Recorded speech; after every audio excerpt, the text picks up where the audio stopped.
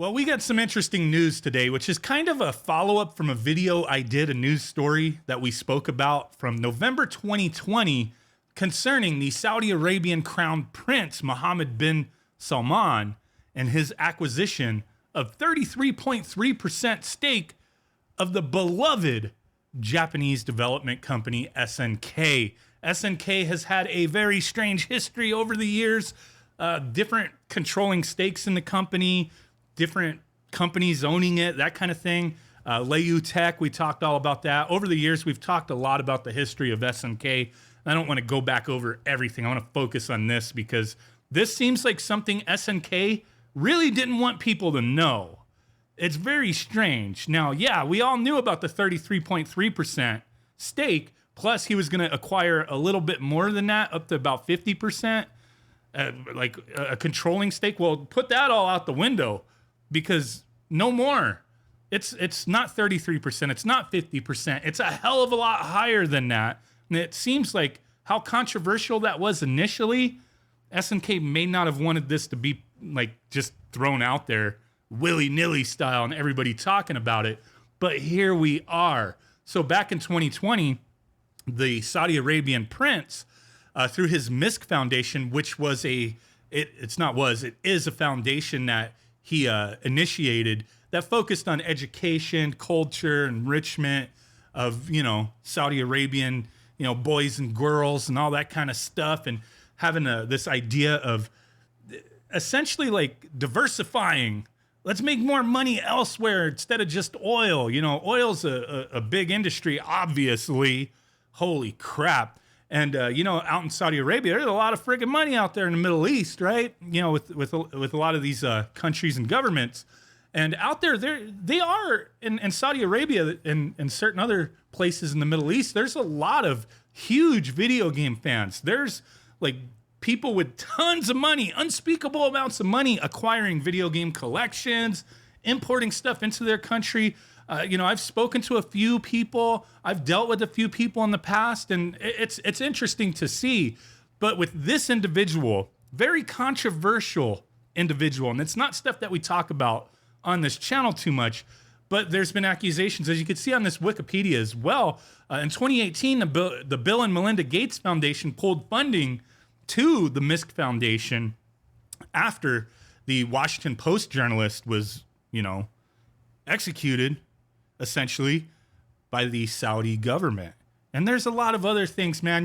We're not going to like deep dive into everything, but there's human rights violation type things, torture, mass executions, different perceptions on sexuality and the way things are treated with that out there versus how it is in other places in the world.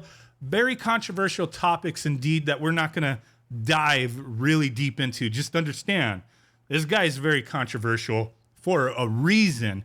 Now, over the years, it's just been nuts with everything going on with SNK. And now, the dude, Mohammed bin Salman, is essentially almost the complete owner. He's only 36 years old as well. He's pretty much the complete owner, almost all of SNK. He has acquired almost all of it. Almost all of it is not all of it, but it's almost all of it.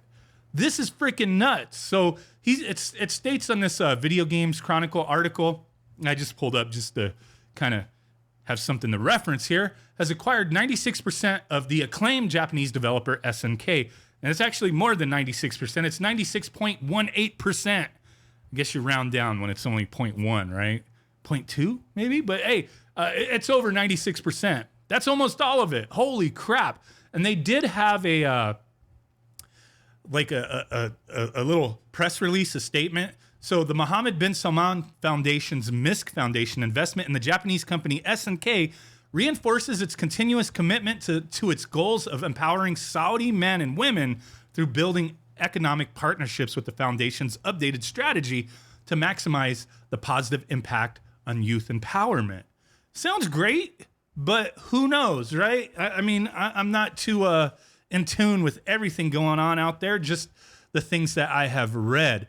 And it states that the deal was formalized in February, but it was only recently brought up, and they state that it's implying that SNK perhaps not interested in widely publicizing this deal. Kind of makes sense. Maybe they really didn't want to know. So confirmation of the investment was discovered as part of SNK's February 15th, 2022 Korean-only filings, which is kind of how we found out. A lot of information in the past was from the Korean filings of everything. So it's like you gotta dig in and find this stuff before it's really reported on.